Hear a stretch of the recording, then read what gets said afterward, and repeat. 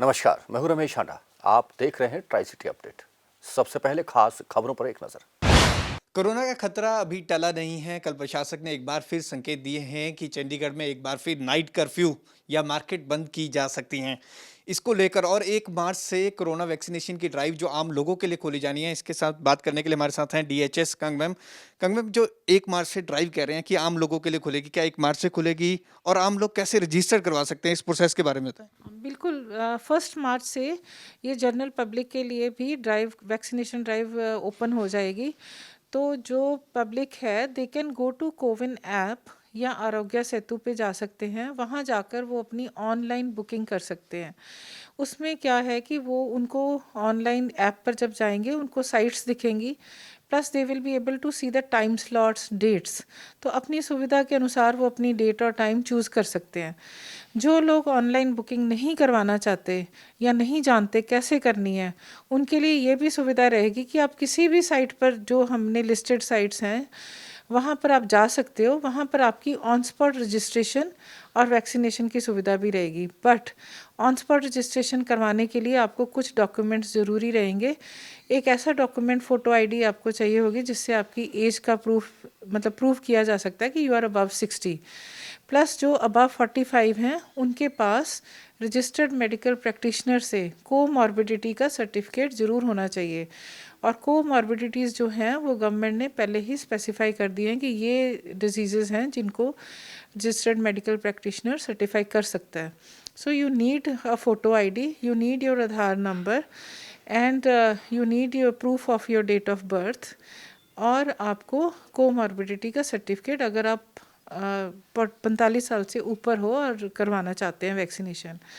जो बच गए हैं हेल्थ केयर वर्कर और फ्रंट लाइन वर्कर जिन्होंने अब तक वैक्सीनेशन नहीं करवाई, चाहे वो रजिस्टर्ड है या अनरजिस्टर्ड है, वो भी वैक्सीनेशन करवा सकते हैं। परंतु उनको अपना एक एम्प्लॉयमेंट आईडी ज़रूर दिखानी पड़ेगी जो प्रूफ है कि हाँ वो हेल्थ केयर वर्कर हैं या फ्रंट लाइन वर्कर हैं।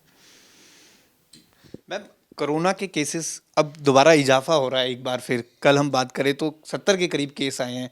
प्रशासक ने भी गाइडलाइंस दी है कि नाइट कर्फ्यू एक बार फिर लग सकता है। आप किस तरह से देखते हैं और लोगों से क्या आग्रह करना चाहिए? बिल्कुल, अब ना रोज़ बढ़ोतरी आ रही है कोरोना पॉजिटिव केसेस में। तो इन हालात में पब्लिक को अवेयर हो जाना चाहिए। जो ये जनरल ट्रेंड शुरू हो गया कि लोगों ने मास्क उतार दिए हैं और लार्ज गैदरिंग्स कर रहे हैं, तो ये बिल्कुल बंद हो जाना चाहिए अब, because there is a spread of COVID positive which is being seen in the last few days. तो मैं तो अभी यही एडवाइस करूँगी कि please everybody start wearing your mask, hand sanitization और सोशल डिस्टेंसिंग बना के रखिए। बिना ज़रूरत, बिना मतलब के कहीं मत जाइए। एंड जो इंटरेक्शन है एक दूसरे से, वो 15 मिनट से कम रखिए और मास्क पहन कर ही किसी से बातचीत कीजिए। Mask is a kind of a social vaccine. It does protect everybody from getting infected. It is a very important and tool which is in the hand of the public. आपके खुद के हाथ में है वो चीज़ जिससे आप कोरोना से बच सकते हैं, जो कि मास्क डालना बहुत ज़रूरी है। इस फेज़ में मास्क डालना, दूरी बनाए रखना। प्लस जो अबव 60 हैं, please come and get vaccinated. जो वैक्सीन है ये आपको प्रोटेक्शन देगी, कोविड की डिज़ीज़ से प्रोटेक्ट करती है कि आपको ये इन्फेक्शन ना हो। पर अगर किसी को वैक्सीन लगवाने के बाद भी अगर कोविड पॉजिटिव अगर होंगे, तो वो देखा गया कि उसको डिज़ीज़ की सिवेरिटी बहुत कम रहेगी, उसको सीरियस फॉर्म ऑफ डिज़ीज़ नहीं होगा। तो एटलीस्ट यू आर अपनी सेफ्टी आप इंश्योर कर रहे हो वैक्सीन लगवाने से। आगे आइए, वैक्सीन लगवाइए। This is the need of the hour. It has to be done, required to be done. Please don't miss this opportunity और जल्द से जल्द वैक्सीनेशन करवाइए। मैम, 16 जनवरी से ये वैक्सीनेशन ड्राइव शुरू हुई थी। हेल्थ केयर वर्कर्स, फिर फ्रंट लाइन वर्कर्स, अब आम लोगों को। लेकिन एक देखा गया है कि लोग विश्वास नहीं कर रहे हैं, आगे नहीं आ रहे हैं वैक्सीनेशन के लिए। लोग डर रहे हैं। ये डर क्यों है लोगों में? नहीं, ऐसा नहीं है। जो अभी जैसे फ्रंट लाइन वर्कर और हेल्थ केयर वर्कर की वैक्सीनेशन ड्राइव चल रही थी, तो उसमें हमें बहुत क्वेरीज आ रही थी जनरल पब्लिक से कि कब खोल रहे हो। जनरल पब्लिक में जो अबव 60 लोग हैं वो समझते हैं कि अगर हम कोरोना पॉजिटिव होते हैं तो हमें सीवियर फॉर्म ऑफ डिजीज़ हो सकता है, बिकॉज उन लोगों में डायबिटीज़, हाइपरटेंशन ऐसी बीमारियां भी हैं और they suffer from a severe form of disease. Actually जो यंगर पॉपुलेशन है बिलो 40, तो उनमें ज़्यादातर लोग एसिम्टोमेटिक या माइल्ड फॉर्म ऑफ डिजीज़ है, इसलिए शायद जो front line workers working force है वो, तो उसमें ज़्यादातर लोग वो थे जो अंडर 40 थे। और पिछले कुछ दिनों में पॉजिटिविटी रेट भी कम था चंडीगढ़ में, शायद this was the thing which affected there decision making. But now things have changed, infection बढ़नी शुरू हो गई है, और जिस पॉपुलेशन को हमने अब टच करना है, they are above 60 people and above 45 with severe diseases. इन लोगों को ज़रूरत है वैक्सीनेशन करवाने की। They have to get vaccinated, they should get vaccinated. एक लास्ट क्वेश्चन, आयुष्मान कार्ड के थ्रू, और ये प्राइवेट हॉस्पिटल में भी लगेगा और फ्री लगेगी, तो उसका क्या प्रोसीजर रहेगा? ये 1 मार्च से जब ड्राइव शुरू होगी तो प्राइवेट हॉस्पिटल में भी लगाए जाएंगे? हाँ, प्राइवेट हॉस्पिटल जो इम्पैनल्ड आयुष्मान भारत या किसी स्टेट इंश्योरेंस स्कीम के अधीन या CGHS के अधीन जो इम्पैनल्ड हॉस्पिटल्स हैं, वो भी वैक्सीनेशन लगवाएंगे। वैक्सीनेशन का जो रेट फिक्स किया गया है वो प्राइवेट हॉस्पिटल्स में 250 रहेगा, जिसमें 100 will be a service charge for the hospital and 150 will be the cost of the vaccine which the hospital will deposit with the government. तो सरकारी अस्पतालों में ये बिल्कुल फ्री रहेगी, प्राइवेट इम्पैनल्ड हॉस्पिटल्स में इसकी कॉस्ट 250 रहेगी। ठीक, थैंक यू। तो कोरोना को लेकर अब नई ड्राइव, आम लोग भी इसको लगा सकेंगे। 60 के और 45 से अबव जिसको कोमॉर्बिड बीमारी हैं, जिनको जो बीमारी है डायबिटीज़, BP की बीमारी बात कहें, तो पूरी ये जानकारी इन्होंने दी। और एक बात अहम इन्होंने कही कि डरे मत, आगे आएँ और ये वैक्सीनेशन जरूर लगवाएं। कैमरामैन अमनदीप सिंह के साथ भगवत सिंह, पंजाब केसरी TV, चंडीगढ़।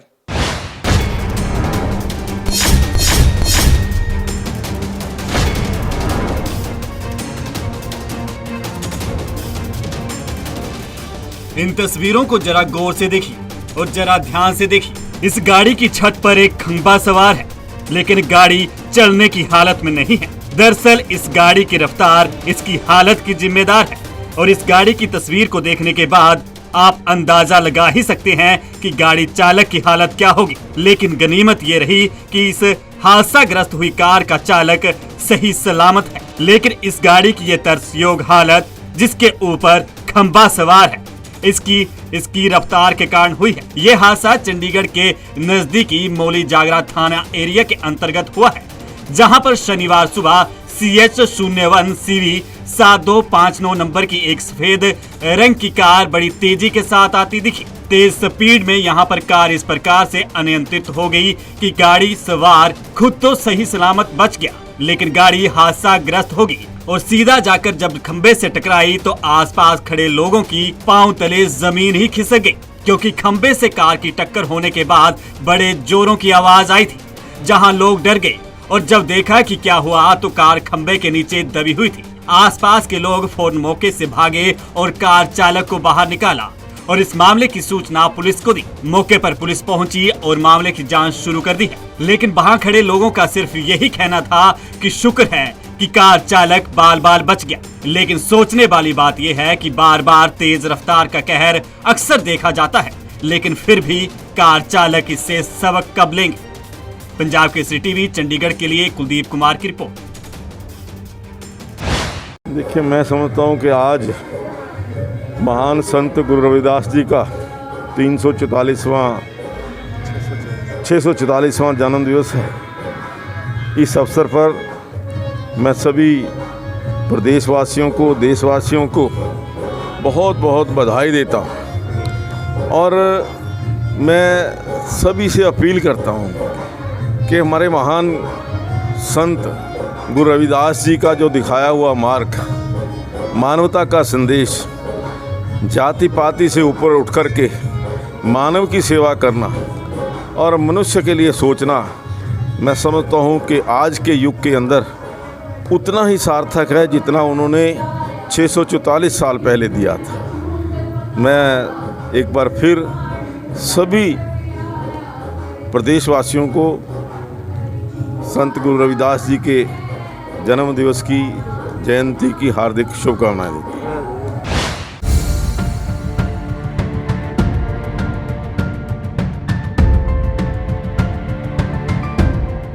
रोज फेस्टिवल का दूसरा दिन है, लेकिन इस बार भी रोज फेस्टिवल में कोरोना का कहर देखने को मिल रहा है। फेस्टिवल के दूसरे और तीसरे दिन तकरीबन 1 लाख से ज्यादा लोग फेस्टिवल में शामिल होते हैं और यहाँ पर पहुंचकर लुत्फ उठाते हैं। लेकिन इस बार यहाँ पर भीड़ कम देखने को मिल रही है। लेकिन जो लोग हर बार रोज फेस्टिवल देखने आते हैं वो इस बार भी जरूर आए हैं। भले ही कोरोना काल के चलते इस बार नगर निगम की ओर से इस बार बड़े आयोजन न किए गए और आयोजनों की वजह से वो रौनक फेस्टिवल से गायब हो, लेकिन लोगों का कहना है कि फेस्टिवल को वो देखने जरूर आते हैं और फूलों की जो वैरायटी हर बार देखने को मिलती थी वे इस बार कम है, लेकिन लोग फिर भी इंजॉय करते हुए नजर आए और उनका कहना है कि कोरोना के चलते ये पाबंदियां जरूरी थी, इसलिए वे नाखुश नहीं। इस बार सिंपल तरीके से किया जा रहा है जी, बाकी all over it's good and stalls वगैरह की कमी पेशी होने से थोड़ा तो फ़र्क पड़ता है रौनक के पॉइंट ऑफ व्यू से, बाकी overall safety point of view से इट्स क्वाइट फाइन। सर वही है, मे बी शायद अरेंजमेंट करने में दिक्कतें आ रही होंगी। अभी तो वो क्राउड है नहीं, कोई फन वगैरह दिख नहीं रहा जो लास्ट 2-3 ईयर से होता था। इतनी जनता तो लाइन में खड़ी होती थी, अब क्या है इतनी जितनी जनता जितनी लाइन में थी वो वहाँ पार्क में घूम रही है, कोई क्राउड वगैरह कुछ दिख ही नहीं रहा, कोई फंक्शन वगैरह नहीं है। पहले क्या होता था, फंक्शन वगैरह आते थे, सिंगर वगैरह आते थे, इतने होता था, क्राउड होता था, फन वगैरह होता था, सारे फ्रेंड सर्कल वगैरह इकट्ठे होके आते थे। अब क्या कोई भी नहीं आता, फ़ोन कर देंगे भाई कोविड हो रखा है, इस करके घर में ही ठीक है, हम नहीं जाते कोविड। जी हम यहाँ पे रोज़ फेस्टिवल देखने आए हैं फैमिली के साथ, लेकिन यहाँ पर आकर देखा है कि पहले जैसी रौनक नहीं है। शायद लोगों को कोरोना का डर है और देखना है, एंजॉय भी करना है, देखते हैं, सोशल डिस्टेंसिंग का ध्यान रखना है, मास्क वगैरह लगाकर घूमना है, लेकिन पहले जैसे एंजॉय नहीं है। पहले सिंगर्स वगैरह आते थे, फ्रेंड सर्कल के साथ एंजॉय करते थे, लेकिन अभी कोई ज़्यादा लोग आना नहीं चाहते, सबको डर है, सबको बीमारी का डर है, शायद इसी वजह से लोग अपने घर में बैठे हुए हैं। आपको बता दें कि चंडीगढ़ नगर निगम की ओर से 49वें रोज फेस्टिवल का आयोजन कोरोना वॉरियर्स को डेडिकेट किया गया है और उन्हें सम्मानित भी किया जा रहा है और इसके साथ ही बड़े आयोजन पर जो खर्चा आना था उसे बचाकर उस खर्चे को रोज गार्डन के विकास में इस्तेमाल किया जाएगा। पंजाब केसरी टीवी चंडीगढ़ के लिए भागवत सिंह की रिपोर्ट। जस्ट लाइक वॉलंटियर भर्ती वाली बात नहीं है, उसमें है कि जो हमारा national cyber crime reporting portal है ना, उस पर अलग से दे रखा है हमने ऑप्शन। पहले तो उसमें जो रिपोर्टिंग पोर्टल है साइबर क्राइम का, उस पर कोई भी अपनी कंप्लेंट ऑनलाइन दर्ज करा सकता था, तो उसमें है। उसी में ही गवर्नमेंट ऑफ इंडिया ने क्या करा, उसमें एक साइबर वॉलंटियर के ऑप्शन दिया है। उसमें कोई भी बंदा अपने आप को एज साइबर वॉलंटियर उसमें रजिस्टर करा सकता है। उसमें अलग अलग ऑप्शन हैं, जैसे साइबर अवेयरनेस की है साइबर क्राइम की, और साइबर एक्सपर्ट की है, ठीक है, एक अनलॉफुल कंटेंट्स की है उसमें। तो उसमें बंदा जो भी कोई विलिंगली कोई अपना हेल्प करना चाहता है अपनी लॉ एनफोर्समेंट एजेंसी की, किसी साइबर पुलिस डिपार्टमेंट की, किसी की भी है, तो अपने आप को रजिस्टर करा देता है वहाँ पर। तो वो अप्लाई करता है, उसको हम देखते हैं उसको, जैसे चंडीगढ़ का बंदा है तो यहाँ अप्लाई किया है, तो हम हमारे पास उसकी आ जाएगी रिक्वेस्ट जो ऑनलाइन आएगी पोर्टल पर, उसको हम वेरीफाई करते हैं उसमें करके भी वाकई उनको उनसे कंसल्ट भी करते हैं, उनसे पूछते भी हैं कैसे किस तरह से आपने अगर साइबर अवेयरनेस के लिए अप्लाई कर रखा तो आप किस तरह की मदद हमारी कर सकते हैं, अवेयरनेस के लिए क्या चीज़ है, और अगर साइबर एक्सपर्ट की कैटेगरी में किया है तो फिर वो कैसे मदद करना चाहते हैं हमारी, तो उस तरह की वो फिर उनसे उसी हिसाब से उसमें हम उसको अप्रूवल और रिजेक्शन करते हैं उस हिसाब से। और जो सा अनलॉफुल कंटेंट्स वाला है उसमें इस तरह की नहीं है, उसमें तो किसी ने जैसे अपना रजिस्टर किया अपने आप को वहाँ पर, तो वो उसी पोर्टल के थ्रू अपना अनलॉफुल कंटेंट का अपना कोई भी अपना जस्ट लाइक कंप्लेंट वो अपने करा सकता है वहाँ पर, उसका लिंक वगैरह भेज के भी ये ऐसी ऐसी पोस्ट डली है, ये ऐसी ऐसी चीज़ चल रही है, वो कर सकता है इसमें करके। तो इसमें कोई भी कर सकता है ये उसके बाद थोड़ा सा जैसे ऑनलाइन हम पूछते हैं तो उन्हें ऑनलाइन अवेयरनेस करनी है या जैसे हमारे प्रोग्राम में शामिल होना है, वो हमारे उससे चलता है। वो ये नहीं कि वो अपने इंडिविजुअली अपना काम करता रहेगा, वो नहीं, उसका मतलब ये है कि पुलिस के साथ रहकर लोगों को अवेयर करना, या हमें लगता है कि किस बंदे की कोई एक्सपर्टीज ज़्यादा है किसी फील्ड में तो पता लग जाता है उसे उसकी क्वालिटी इतनी है और हमें वो टाइम दे सकता है इस मामले के लिए करने के लिए, तो सारी चीज़ें डिस्कस होती हैं, फिर इसको डिसाइड करते हैं आगे अफसरों से अपना अप्रूवल लेकर।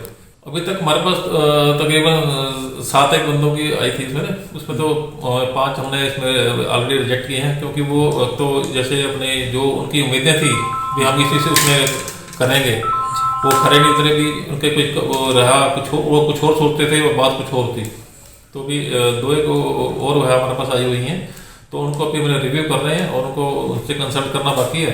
तो कईयों को उनको जिसने एक ने शायद हमारे पास अप्लाई किया तो उनकी टाइम की थोड़ी सी प्रॉब्लम है।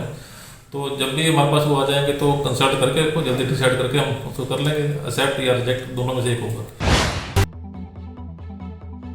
ट्राई सिटी यानी कि चंडीगढ़, मोहाली और पंचकुला, जहां पर जुआ, सट्टा, अवैध शराब और नशीले पदार्थ का काला कारोबार न जाने किसकी शह से धड़ल्ले पर चल रहा है। पंजाब केसरी की क्राइम टीम ने पहले पंचकुला में चल रहे अवैध काले कारोबार का खुलासा किया, जिसके बाद पुलिस हरकत में आई और पुलिस ने खाना पूर्ति के लिए मामले भी दर्ज किए।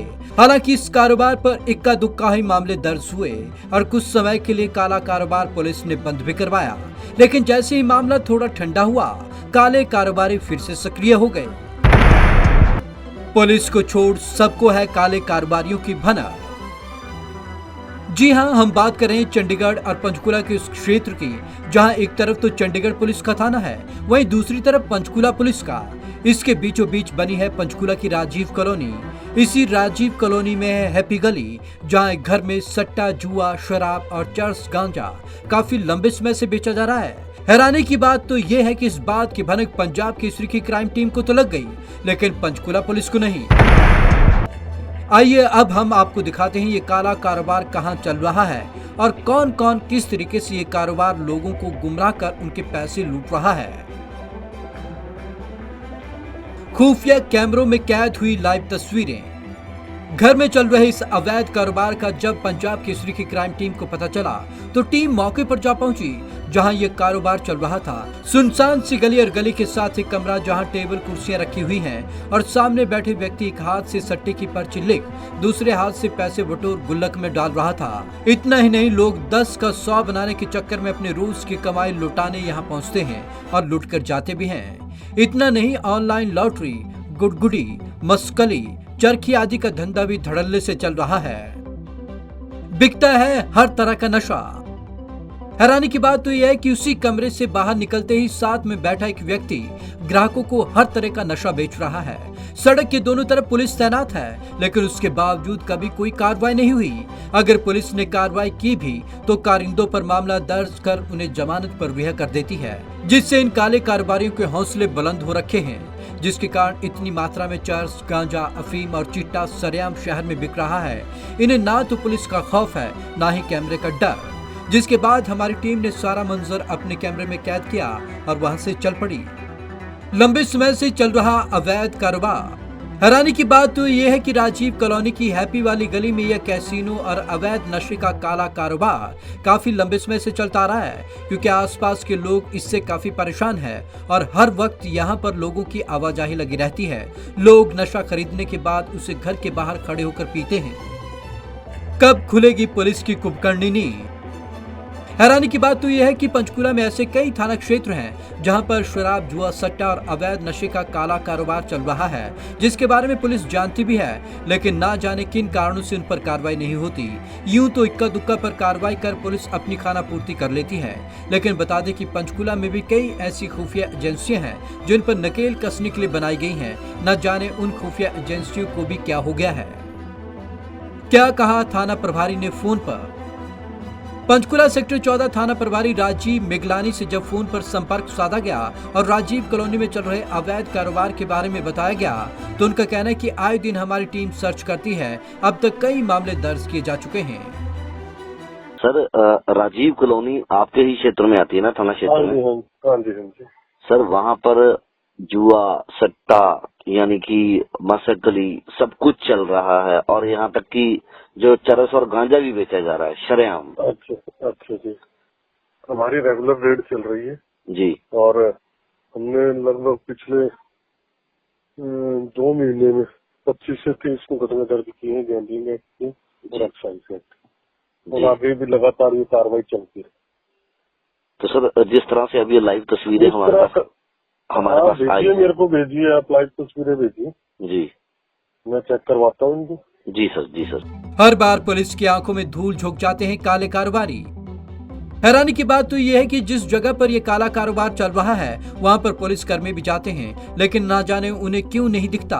पता चलने पर पुलिस खाना पूर्ति करके चली जाती है। इससे साफ जाहिर होता है कि ना जाने काले कारोबारी पुलिस की आंखों में ऐसा कौन सा आई ड्रॉप डालते हैं जिससे उन्हें काले कारोबारी दिखते ही नहीं।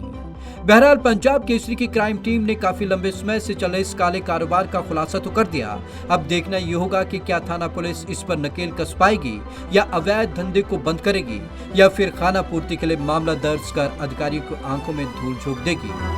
पंजाब केसरी टीवी चंडीगढ़ के लिए कुलदीप कुमार की रिपोर्ट। चंडीगढ़ कांग्रेस की ओर से ऐलान किया गया था कि वे जल्द ही पानी के बढ़े हुए दामों को लेकर गांधीवादी तरीके से प्रदर्शन करने जा रही है, जिसके फलस्वरूप 28 फरवरी को सबसे पहले चंडीगढ़ भाजपा अध्यक्ष अरुण सूद के घर का घेराव करेगी, जिसे लेकर चंडीगढ़ भाजपा अध्यक्ष अरुण सूद का कहना है कि कांग्रेस ओछी राजनीति पर उतर आई है और जनता उन्हें नकार चुकी है। साथ ही उन्होंने कहा कि पानी के बढ़े हुए दामों को कम करने के लिए भाजपा प्रतिबद्ध है और इसके लिए काम भी कर रही है।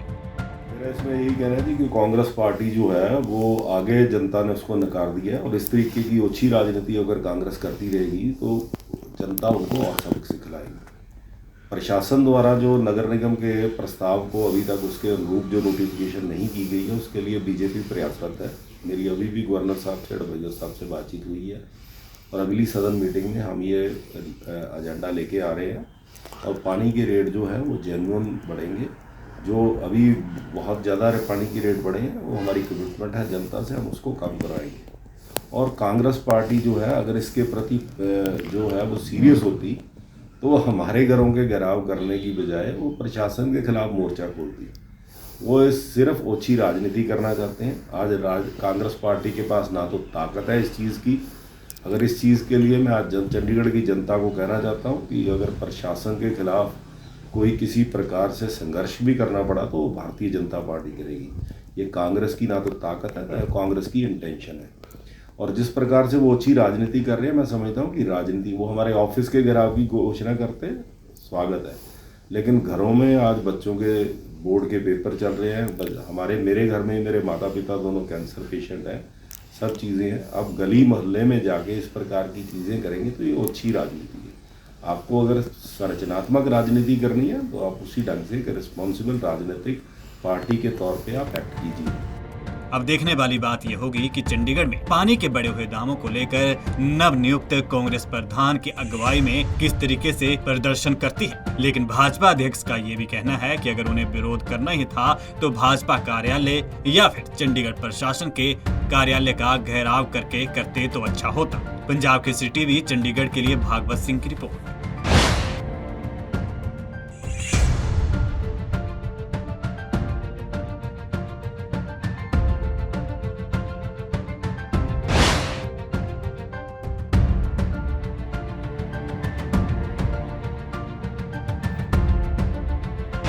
ट्राई सिटी अपडेट में अब तक के लिए बस इतना ही।